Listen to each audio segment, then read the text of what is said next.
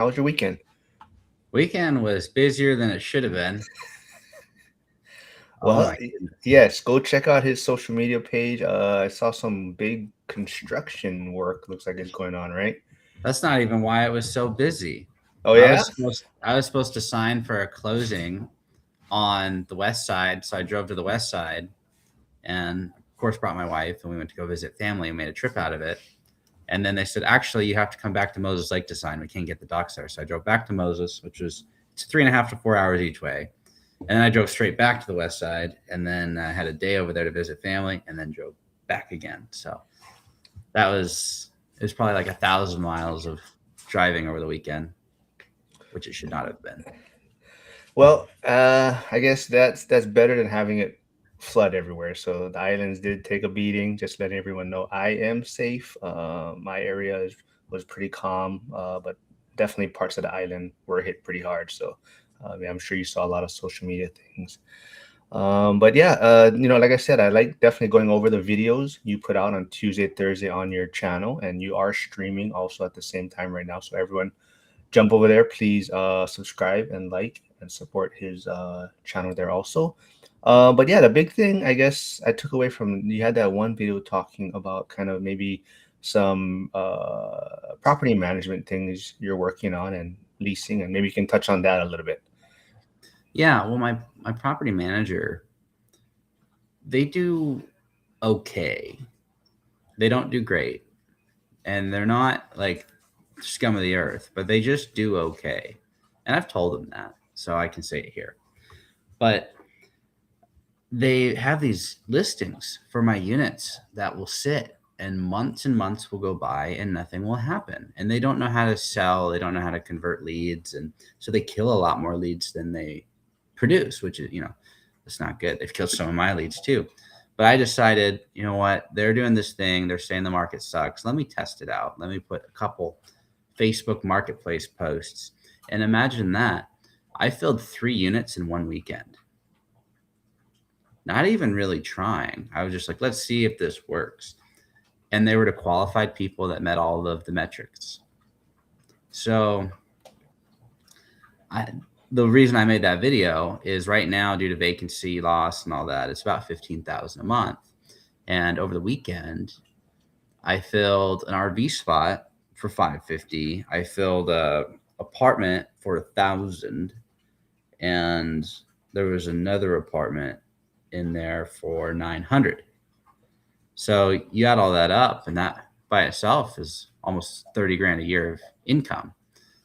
And so as I continue to keep doing that, generating more leads, it's going to total up to about 15,000 a month to have a stabilized occupancy that they've just been failing to fill. Doing the work myself.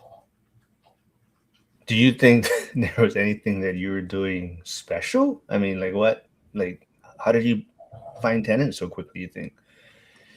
Finding the actual tenants, I tried, I just responded to people.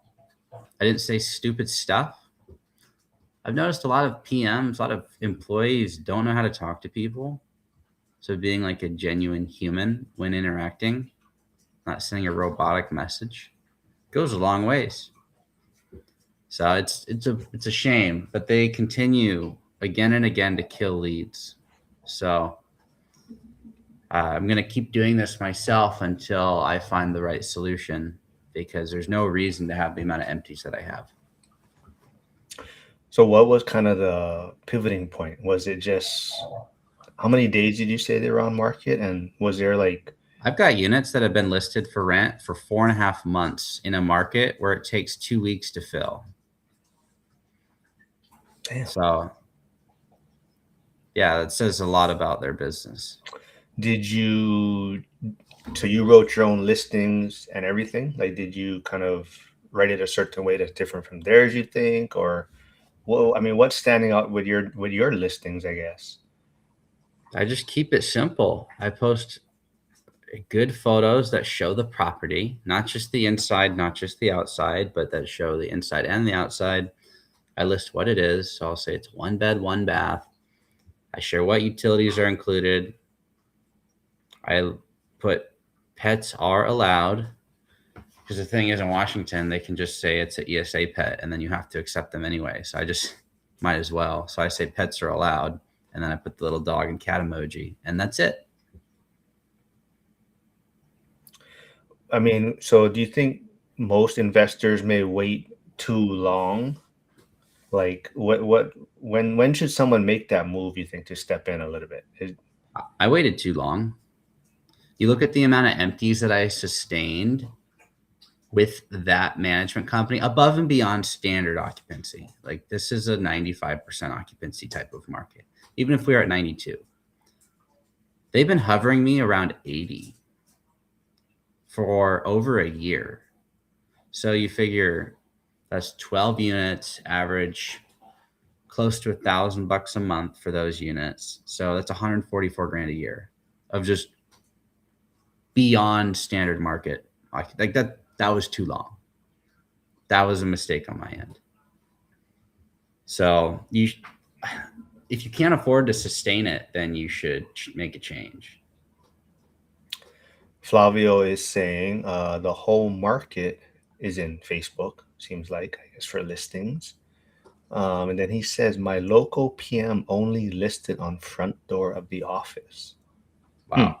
Yeah, I would definitely take that as a red flag. So hopefully Flavio, well, I don't know, maybe it worked, but I mean, I would think that's pretty limited. But hopefully Flavio is self-managing or maybe moved on from that property manager. Let's see. Yeah, I guess that's the. Is there any thoughts of you taking on more responsibility as far as stepping in more, or is that the only time you've ever stepped in as far as the leasing side? Is there other things you've ever had to kind of make that decision of it's time for me to step in a little bit more? Well, the other thing is I coordinate probably 95% of all the maintenance on my portfolio anyway. So it's definitely a consideration. And I brought stuff up to my manager, and if it goes well, best case scenario, they could handle it, handle the stuff, fix the portfolio, and then I could just chill. But TBD if that actually is how it plays out. We'll see. Yeah, I wonder, have you ever talked to Zuber and your guys' recordings really about his property? I know he has that weekly call. He does like a weekly call with his property management team, and they kind of go over how everything is running. I talk to my manager every week, and they don't make progress as of right now. 100% of the recent move-ins are from me, which is frustrating. Wow. Even You would, before these, I've found them in the past, and they just can't seem to figure it out. So it's not a knock on them. They may have an issue in their system. I mean, there could be a multitude of reasons why it's not working. But if things don't work for long enough, then I'll be forced to make a decision from there. I guess that's the one part too, right? I mean, a lot of times investors feel like they don't want to step over the line, right? They're kind of, I don't know when's that breaking point, right? I think that's the struggle that a lot of people have, is making that decision when it's time to step in, especially as a newer investor, because you're always like, do I know better than? I'm sure these property managers have been working for so long that they know better than what I would do, right? So, do you think? Have you ever stepped in when you were very new in the process and felt maybe even you weren't ready, but you just had to do it? Well, to be clear, I self-managed my first 81 rentals myself. So I had 30 rentals, no partners at that point. And I bought, it was a 12, 12, and 6. I was managing those. Then I bought a 38 unit, and I had taken on a partner, and we managed it together. So instead of me just going up and posting notices, now it's 2 people. And we continued to do that for however many more units after that. It was another 13 units. And then we started a PM company, and I eventually sold out of it. Oh, okay. Well, so that was kind of to Flavio. He says, Cody, you can open a PM company for your own properties. Maybe, or just self-manage it. I don't think Dion has a PM company for his units, and I don't know that I would for mine. Because you can manage your own stuff as an owner. Yeah, I mean that'd be a lot of savings for you, I'm sure. I have added it up. Oh, really? Okay. So how So so on what unit size would you save a certain amount, I guess? after software fees, if I got to standard occupancy levels of the market and didn't have PM fees, I would net an additional 21,000 a month. 21. Damn. Yeah, I mean, hire Flavio. I think Flavio would do it for 20. Flavio would probably manage your properties for you. Uh, so when something isn't working, kind of do you go through a certain process to identify it, or you kind of just say, I'm going to jump in and we're going to figure this out and do it, or is there like a process to determine what's broken? Well, I've found more often than not, usually what's broken is the communication. So like the calls back to the tenants or the calls with the maintenance or the calls with whoever. It's it's usually a communication issue. So that's just in my portfolio. That's usually what it is.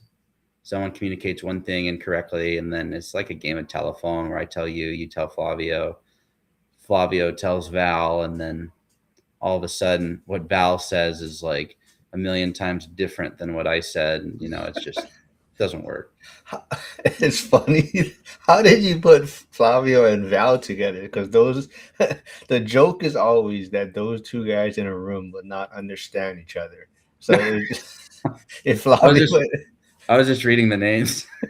the joke is that I said I want to see Flavio and Val do a recording because both of them would not understand each other. It looks like Flavio says he'll do it for free. Manager properties, maybe. Or Joe it, or you could just buy my properties and then you could manage yours for free. I hear that's more fun. Joe V says I'll do it for less than 21K a month. And then And we're just gonna start getting the lowest yeah, bidder. yeah. But James Hillis says but you can't survive on 20K a month. It's like Hmm. Yeah, you have to add another 50 to that before you can break even, right? yeah. Uh Big Val said love it. Thanks for the shout outs.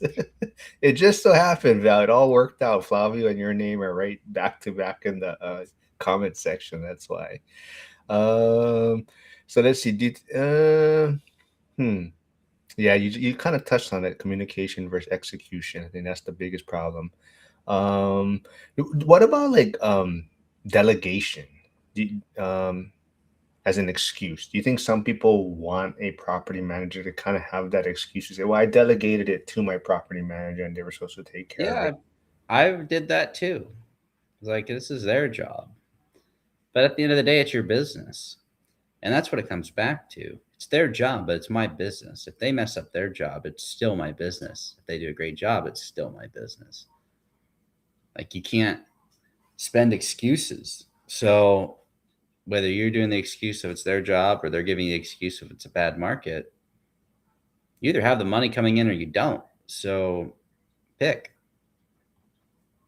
Well, Jen Tam says, "I think Cody will find a new PM today." And then Joe V's asking, "Are you interested in seller financing?" I got a seller financed. Well, there's an LOI, but someone's looking at buying the whole portfolio seller financed. Oh, We'll see. Then I just have to start over. That'd be weird. or you wouldn't start at all. You just everything will be seller finance, and then you can just ride off into the sunset. No, then I'd go play developer. Well, Oh, well, I'd have to go get a couple stable assets before I play developer because if they don't pay me, then I can't pay my construction loans. So that would be the one caveat there.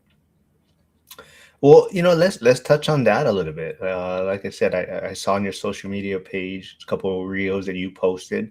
A lot of empty space or stuff you're working on, right? So how is that this whole weekend you're working on that? As far as the developments go, no, I was not doing that this weekend. This weekend was wasted with a lot of driving that should not have happened. Flavia and I were supposed to hop on a call, and I ended up driving an extra 750 miles than I was supposed to, or whatever it was. So it was a lot. So it's still going though. Development's going, making progress. Working on building 21 townhomes, starting with 14 first because I'm too chicken to do all 21 at once. And then there's another site where I'm working on building apartments. And I have another site I picked up years ago as well. So lots of development. And I believe you sold your Tesla, right? You got a Toyota Tacoma, correct? Yep. Sold the Tesla, bought a I bet. Tacoma, more of a landlordy car. So that'll be good. I don't I know. mean, Rough time to go from the EV to the. I will say though, if gas is what bankrupts me, I messed something really big up. Yeah, yeah, that's true. Now see, now you're getting offers for your portfolio. Old guy REI said, "I have experience in multiple markets. If you're going to be looking, just saying." So if you're looking to sell or finance anything, Yeah, I'm always hopefully. open to a proposal. I've said that for 7.5 years straight. Oh, Gus might offer you something. But let's see. Yeah, Frank. Hopefully, Frank's doing well. If people haven't heard the Wednesday accountability call, as far as him running it, stopped 2 weeks ago. It was his last one, and Charles took over this past week, and those knuckleheads went for like 6 hours. They didn't get off to like 4 in the morning or 3 in the morning or something like that. They were just going. Yeah. So what's next on the portfolio for you then? You got the development projects going on. I think you were supposed to. What did you say? You were supposed to close on something today? I'm closing on two somethings today. So I did a boundary line adjustment and moved lots around so that I can build on the back of one lot. And I'm doing a refinance. And so basically that refinance is taking the debt off of the two parcels and putting it onto one parcel. So I'll have a free and clear other parcel to build. And I have a little bit of cash to throw at it. So that's something I'm signing for today. My Oregon house sells theoretically today. I signed over the weekend. So I did a flip house in Oregon with a really close friend of mine, and it was zero money down, seller finance, 0% interest. Uh, so it was 100% seller finance at zero interest, and we basically got it at a certain price. It was advantageous for the seller. They had something they had to do in a timely fashion, and so like I don't have any money to throw at it, but if you just need to get it off your books right now, we could do that. And so bought it and went under contract to sell it maybe a month later, and we should close today. So that'll be good. Other than that, stabilizing the portfolio. I'm looking at refinancing a couple assets into the fives. So going from 7.25 to like 5.9. So that's good. That's on a 12 unit of mine. And so, percent and a quarter on $1 million loan adds up. So Lynn is asking a question. Why does it sound like Cody is not slowing down? I'm definitely slowing down. I'm not buying a deal every month. Like Lynn, who's not supposed to be buying, I believe she said was her 2026 kind of plan for the portfolio, but I believe she's closing on like one or two deals in the near future. Accidental landlord is asking, what does a lot line adjustment cost these days? Does that include entitlement? I spent a few $1,000s to do the process. I had to combine two lots and extend one, and there was three, turn it into two, and then move lot lines around with the other one. So that was a few $1,000s. I wouldn't necessarily work with the same company I did because they took 2 years, but I also didn't. I was not smart enough to ask the right questions to speed it along. So that I'm going to fault myself for not having the experience. Charles is saying he's helping keep the best call in school going, or Frank keep the best. So Cody may have something to say about that. And in the Gen Z call, you might have a lot of new people tuning into your Gen Z call. I believe there's a few people in the school community that were posting about multifamily things. That call has gone away on Thursdays, but so a lot of people were pushing them into your direction on the Gen Z call since You and Dylan will be there on Saturdays, which are a little more Nice. multi-family. So I think you'll have more people showing up to that call in the near future. There was actually, now that we're talking about that, on one of our calls recently, um, maybe you could touch on it a little bit more because someone was mentioning the 50-40-10 scenario, and they heard you talking about it on a few live streams before about um, your different approach to kind of doing something similar to that. And so could you kind of elaborate on that a little bit more? Yeah, I've done it with bank. And the problem I had with the 50-40-10 was every time I talked to them about a deal, they either didn't like my market or the interest rate was like 10 or 11% on the first mortgage, which is ridiculous. And that's so expensive. So, what I would do and what I have done on apartments is I've done 75, 15, 10, and the 75 comes from a local bank and or credit union. So, example, I bought an eightplex, and Columbia Bank gave me 75% of the money. The seller financed 15% of the money, and it was 10% down. Now, the reason that this worked out this way rather than the other way is because the rate on the first mortgage was like 7% or 6.8. It was something like that. It wasn't 10. It's much easier to make your cost of capital work when you're not borrowing double digit rates. So that I would just prefer to do it personally with a local bank or credit union that knows the market. It's easier to pitch the seller on getting 90% of their money up front than it is to pitch them on getting 60%. And even if you pitch the bank on, you could do 50-40-10. There are banks and credit unions that'll do that too, but it's just a better rate overall, better debt structure, and it helps cash flow. Cody Evers agrees. He says seem to have the best luck with local banks for the 50-40-10 setup. And just let everyone know, Cody will be joining Joel, Lauren, and I on Wednesday. So, like I said, on Wednesdays, we're going to start having different school members jump on with us, talk about their story a little bit and any things that they want to talk about. So, Cody will be joining us Wednesday. He's out in Wisconsin, and he wants to talk about retiring more than once. Is going to be kind of the topic because he's definitely in the kind of Coach Carson mindset of taking mini retirements. So that's kind of what he wants to talk about. So, hey, I see Victor here. Victor's also has a big project, new development project, I believe he's working on. So hopefully that's going well with him. Cody Evers said recently did a 20-70-10 with only 20% from bank. Oh, interesting. Very cool. Yeah, that is cool. And as I said, you recorded Zuber every Monday also, and I think the last one you guys were talking about him writing his new book, his third book, and you guys had a great discussion on that, on what he hopes to get out of it, and sounds like you will also be in the book for year three, or his not a year three, but his third book that I'll be working on. So, what's your thoughts on that? What he's working on? I think it's great. And I think it's going to help open up the brand to more people that can't necessarily just relate to him. I think being able to relate to lots of different people with different experiences, different base knowledge sets is going to be a valuable asset for one rental at a time.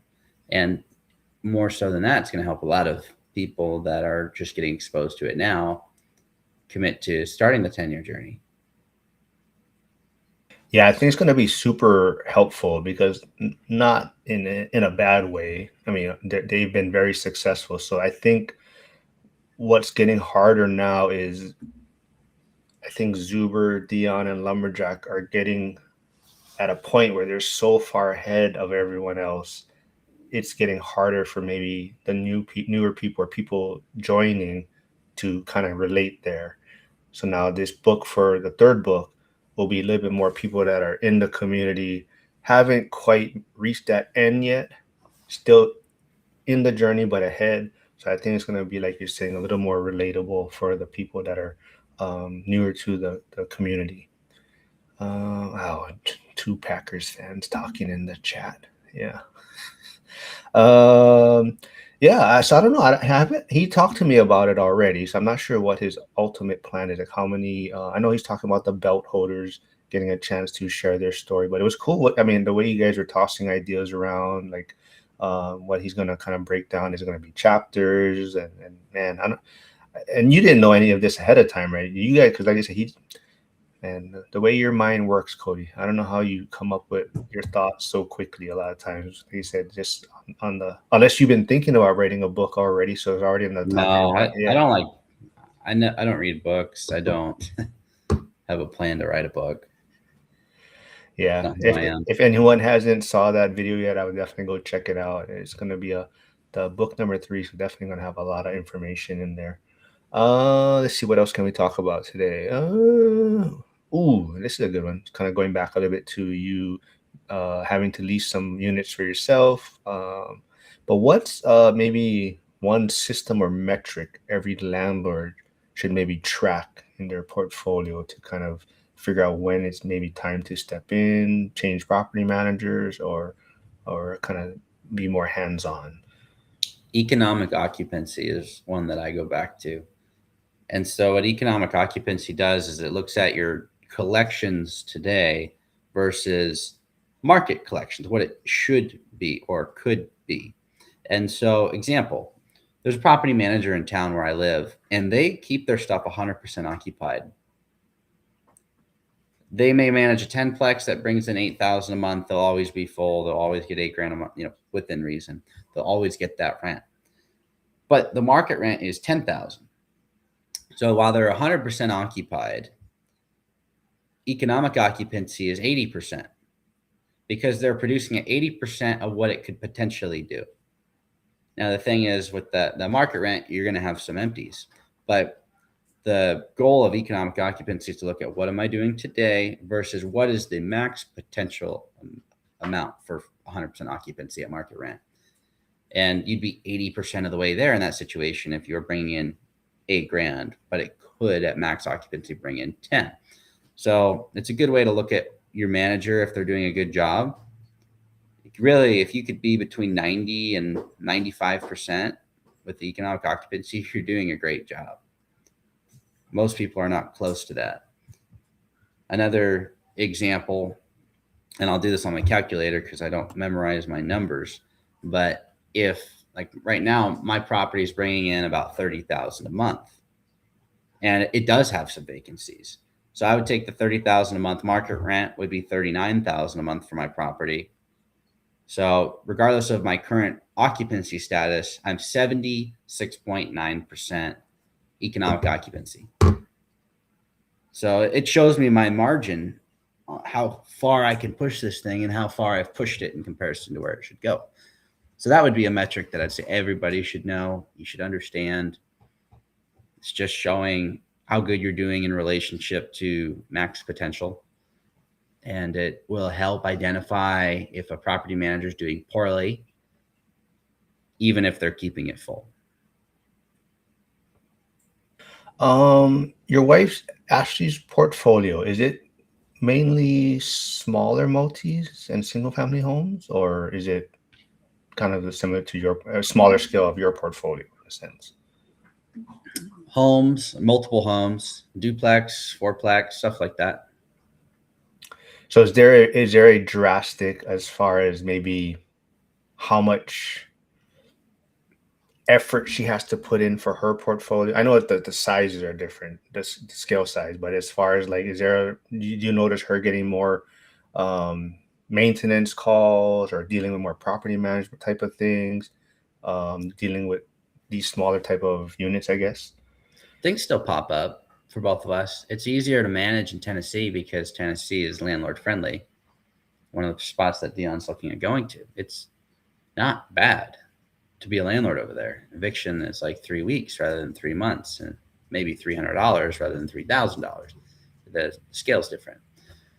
But as far as maintenance, I mean, maintenance happens everywhere. So she'll still get calls. We get calls. Her portfolio is mine, and vice versa. So that's how we operate things. We're a team. But if her portfolio was the same age and size as the portfolio here in Washington, then yeah, we'd likely have the same issues. That was gonna be kind of my next question though, was so like how much do you guys kind of overlap helping each other with each other's Everything. portfolio? Oh yeah. Yeah, we're a team. If we weren't going to be a team, we would not have gotten married. People have different opinions on that, but we don't resonate with those opinions. And it's way easier to have two people pulling 100% in the same direction than to have, you know, one person going 100 and one person going 50 or somewhere in the middle, or like, it's yours, it's mine. Like, no, we're just going to keep building. All of her income goes towards our savings and pushing the portfolio forward, and all of the cash out refis or liquidity events from my stuff does the same thing. Very cool. Great advice, I think. Yeah, definitely a lot easier when you're both on the same page, going in the same, direction. Let's see. Loads of investors moving to Southeast Tennessee, James Hillis is saying. Is Ashley's in Southeast, or I know I thought Dion was looking, well, could be South, but I know he was looking more on that Eastern Tennessee side. We were located in Clarksville, which is on the Kentucky border. So an hour, uh, well, it's an hour northwest of Nashville. Okay. So you're that's Central Time Zone then, right? Yeah. Yeah, I didn't realize Tennessee had two times because I think I scheduled something with someone one time, and I just thought Tennessee was East Coast time, and I guess they're on that central part. I didn't realize Tennessee was like split into two time zones, so it messed us up on our call.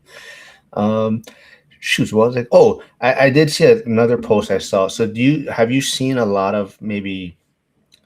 Are you seeing a lot more activity in your market as far as listings? Because I do, there is a lot of posts about income tax, their proposal, and a lot of people are like, "Oh, we're going to pick up and leave. Investors are going to leave, things like that." So, have you seen more listings or activity in your market? Not just because of that. I mean, there were listings going up before that, but it is what it is. I mean, there's going to be opportunity everywhere, and there's a lot of people that I feel are leaving premature. It's like a lot of the people leaving don't even make that much money. Now they may have gross, like I've seen a lot of these people's financials. They don't really take home all that much. So, and my understanding is that it's not on gross revenue. It was Hmm. like gross adjusted income. So I don't know why these people are worried. Their gross adjusted income is like pennies. So Yeah.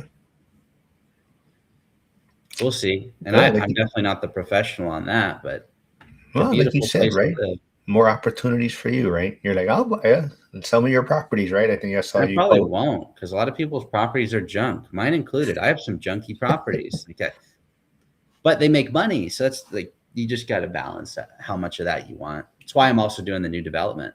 Hmm. I'm trying to get into bigger developments so that my newer properties significantly outweigh the benefits of my older ones, and I could just sell them. So someone will pick up a deal when I sell my old stuff because I won't need top dollar. Jeff from York, Pennsylvania is asking if Ashley's income and refinances go to growth. Are you using cash flow to pay for living expenses? Well, we both. So the way we do it is we live on 4 grand a month. So we have an account. Granted, all of our accounts are our accounts, but we have an account that we use to spend for rent and food and gas and living expenses. So we each send 2 grand a month there, and then everything else goes to the portfolio. So 100% of everything above 4 grand a month just goes into reinvestment or liquidity or debt pay down, servicing investor payments. Like, we spend personally very little. We don't have personal debt. It's all business. So we just live lean, and all of her income and refinances and all of my income and refinances just go towards handling our obligations. Do you think, I know a lot of people in the chat might be going to on Dion's cruise, or not, well, not Dion's cruise, but the cruise that they are going on. Is there any chance you and Ashley will be attending that cruise with them? Oh, I don't know. I mean, I'd have to check when it is again, but we are not splurging on anything. We're not spending money really for trips or any of that. If we go on a trip, it's credit card points.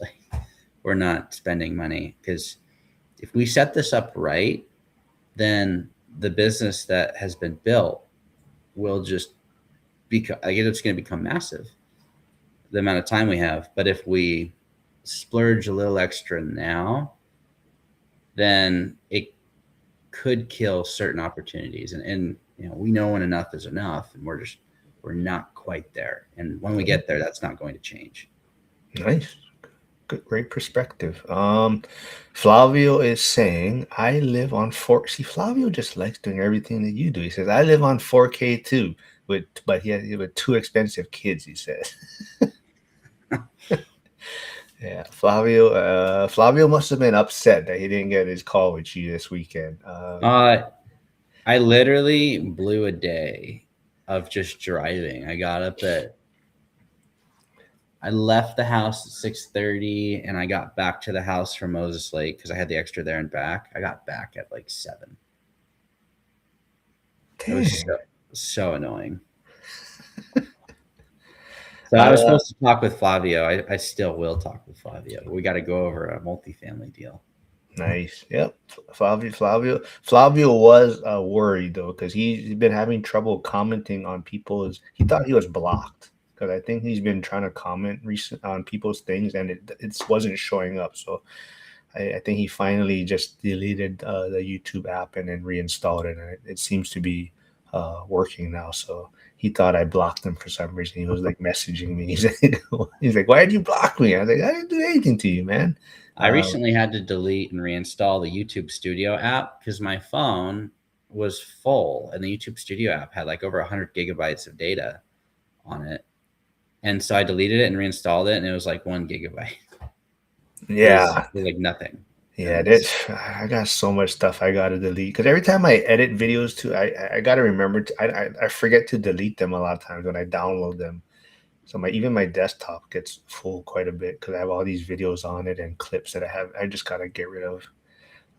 So how, yeah, on that point, how's that working out? So if people don't know, YouTube Studio is a great way to kind of track that's how you see the algorithms and how your channel's working and subscribers and view time and watch time and all these different things. So how's that working out for you? I know you were trying to get the watch hours up, right? I know you have the subscriber count already doing well. So how's all that going for you? it's going all right. I passed 1750 subs, so that's cool. And on the way to 2,000, I guess that's the next target. But it'll do what it does, and I don't see that channel monetizing, so it's just kind of fun to post the videos, and that'll be what it'll be. Yeah, definitely. I think a lot of people enjoy your content. Like I said, they always like having you on and always providing great information. Like I said, just watching how your mind works, right? So, like I said, even when you do your videos and your recordings with Zuber, just how quickly you come up with your thoughts and ideas when he brings up questions for you folks. And like I said, he doesn't edit anything, and he doesn't usually tell you what he's going to discuss ahead of time. So He brought up the topic. He's like, "Let's talk about this book." Like, okay, that was it. So that's what I mean. That so a lot of people that maybe are on the fence about doing recordings or live streams, I try to tell them it's do it more for practice in a sense. A lot of times it's very helpful to even just get your mind thinking, like you're saying. Zuber says, hey, we're going to talk about this, and then your mind has to think and process information and how you're going to respond. So I definitely think it's very beneficial.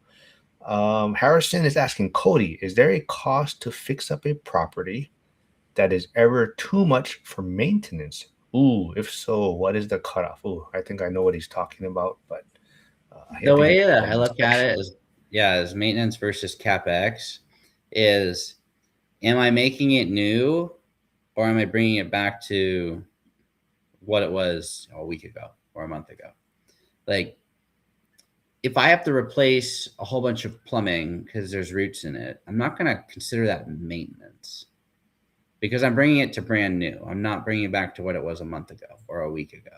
If I have to redo a section on a roof, that's not maintenance, that's capex. I'm bringing it to brand new. If a door needs new hinges because they've been painted over so many times, like that's probably just maintenance, like something like that. But and that wasn't a good example because that would also be brand new. But as far as maintenance goes, like if I have to tighten down a toilet and that costs me $25 to pay someone to do that because it's a little wobbly, like general maintenance, and it's exactly how it was a week ago or a month ago, that type of stuff. Yeah, I think that's a great way. And uh, to Cody's point, I think the difference is also just, you know, because I think Harrison is talking about a property he was looking at. He got an inspection report back. So I think it would just be more those things you would factor it into your negotiations, right? So maybe you went into with a certain offer price, but now you get the inspection report back and you get these things, and you just factor that in as whether you can put that in your offer or how you're going to negotiate and see where you can meet, right? And yeah, they say if you walk away, you walk away. That's fine, but at any price point, I think, like, I don't know if you would agree with any price point, something might be worth buying, right? Depending. No, I mean there are properties where you could give it to me for free and I wouldn't take it. Well, yeah, yeah. I mean, like for certain other factors, but as far as something that you may have been interested in, and then there's some repairs, and it's like I said, whether you want to deal with it or not, if the price is right, but it also comes down to like, is it worth my time in a sense? Well, yeah, and some people kill their deals on things that are one-time expenses rather than that they're like, oh, this is just going to be recurring. I own a 12 unit. Flavio actually made an offer on it a while ago. And this 12 unit, I've been spending 20 grand a year on plumbing rolling average for multiple years. But I'm replacing all the systems, like all the plumbing is getting to be brand new. So it's a capex item that I'm chunking as I can afford to do it. Eventually that goes away. It's not a repairs and maintenance budget item. So you got to know the difference, because if I expected that was going to be the case forever, I never would have bought the building. Stephen P is asking, do you have a plan to stop growing once you hit a specific multiple of your monthly expenses, or is the plan to optimize current properties, then continue to grow 10x style? The way that we're going to likely do it is once we have that amount in excess of our living costs, then we'll just optimize the building for the easiest to pass on to an heir. So rather than having 100 units across 10 properties or 5 properties, we take it from 10, then let's make 100 units out of 5. Then could we make the 100 units out of 2? And then could we make the 100 units out of 1? Consolidate down to the easiest to pass on. And eventually the money will stack up enough where we'll have to buy another one. So then maybe we have 200 units, but 2 properties. And then maybe we consolidate down to 200 units in 1 property. And then we go, it's just, then there's a limit to that, of course. Like you're not buying 10,000 unit properties, but it's not going to be scaling just to 10x, but making it the most efficient to pass on and the easiest to manage. It's easier to manage a 200 unit property with a national company than it is to manage a 20 unit property. There's more money to throw at your problems. And of course, I'm only speaking from theoretical experience because I've never done that. But that is what I've heard from a lot of operators. It's easier to oversee those and pass it on. So that's eventually where it'll go. And the only reason to grow will because we don't want to pay taxes at that point. So we'll have to buy something else. Flavio is asking, what are the most hurt months of the year?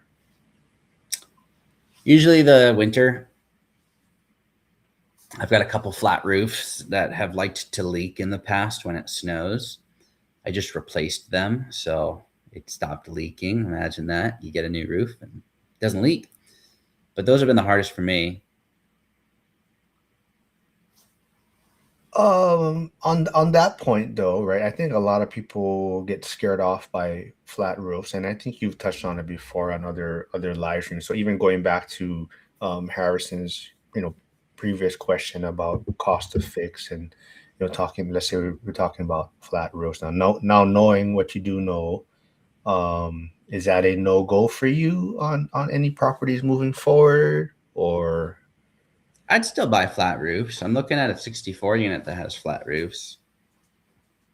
I probably won't buy it because there's other stuff I'm working on. If I wasn't doing the development, then maybe. But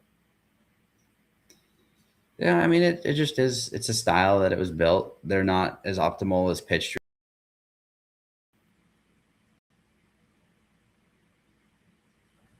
Wow, where'd we go? Are we still live? I can't even hear you now. oh, we're still live except on Instagram, so I'll just stop that or end that stream. Okay. But yeah, we got some coconut wireless going on again. Yeah, I think are we still live on your channel? Yeah, we're still. I see it. But yeah. Anyone else got any more questions? Shoot it in the chat. Um, we'll probably wrap things up in about 5-10 minutes. Um, let's see what else we got. Ooh, what about, so we kind of touched on property manager on the property management side of things. Um, but what about vendors or like as far as stepping in or feeling like maybe you're overstepping your boundaries a little bit with vendors or contractors? Where's that tipping point also for that? Can you give me an example? Um, maybe you in your mind, the project is taking longer than anticipated, expected. The contractors giving you their reasons and whatnot. Like, is there ever a point where you just step in and pivot, or like how do you break that down for yourself? Yeah, if I have a solution that's going to do better, then I'll bring it up. If there's no solution, then I'm just going to let them do their thing. But that I don't want to just bring the problem to them and say you guys are going too slow. It's like, well, if I can't do it better, then who am I to say? But if I do have a solution that'll work better and more efficiently and effectively than them, then yeah, I'm going to bring it up. A lot of people just like to throw their problems at other people rather than bring an actual solution. And that would be unwise because now you have angry contractors or vendors. They're like, we're the professional here and you're just throwing problems at us. You don't know what you're doing.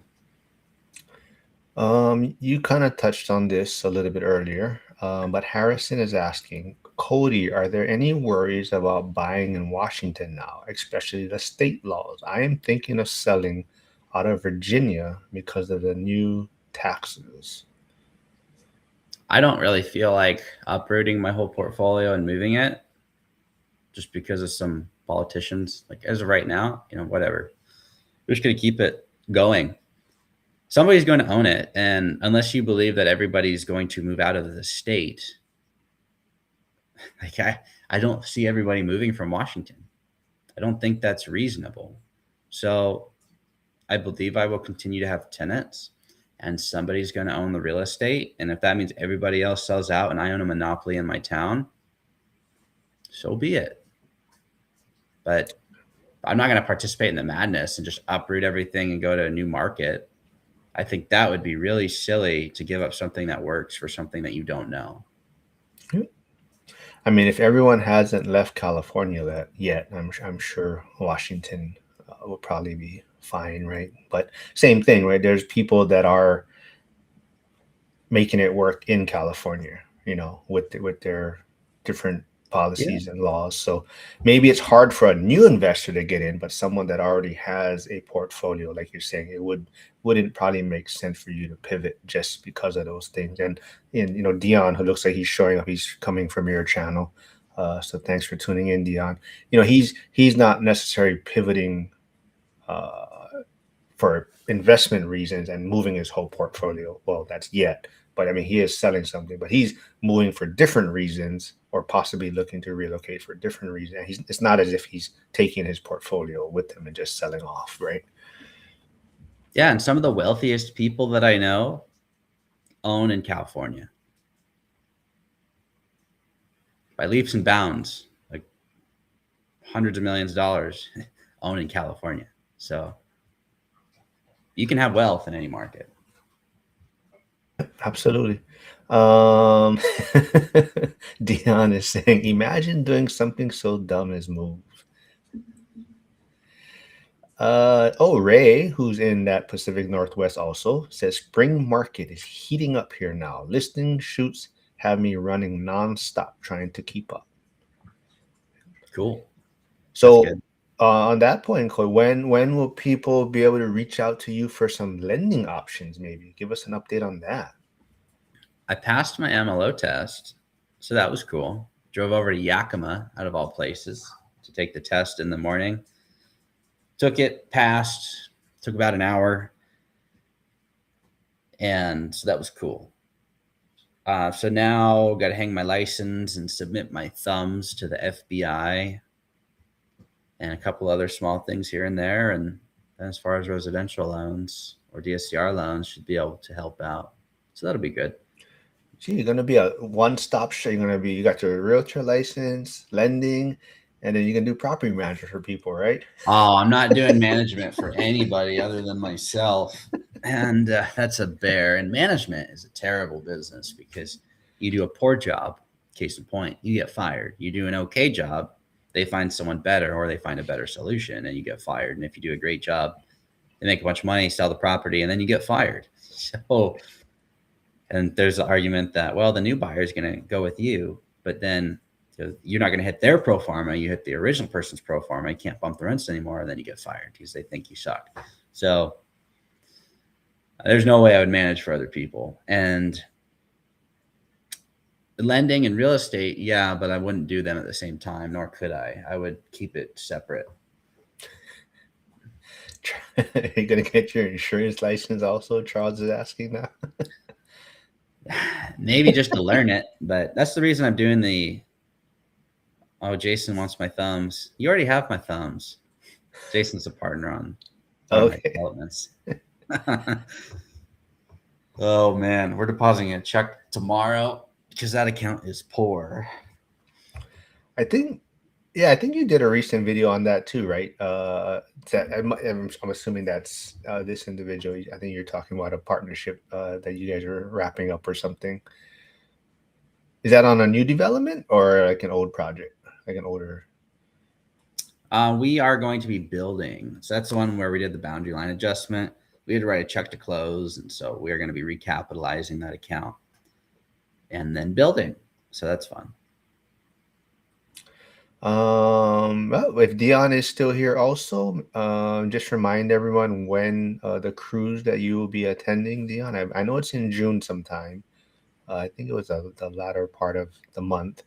I think I will be in Japan at that time, so I don't think I will be attending the cruise. I know there was some individuals that were going. I think it's also Millennial Mike's honeymoon, which the three amigos are paying for a great gesture and taking care of Millennial Mike's honeymoon costs. So that was very nice of them.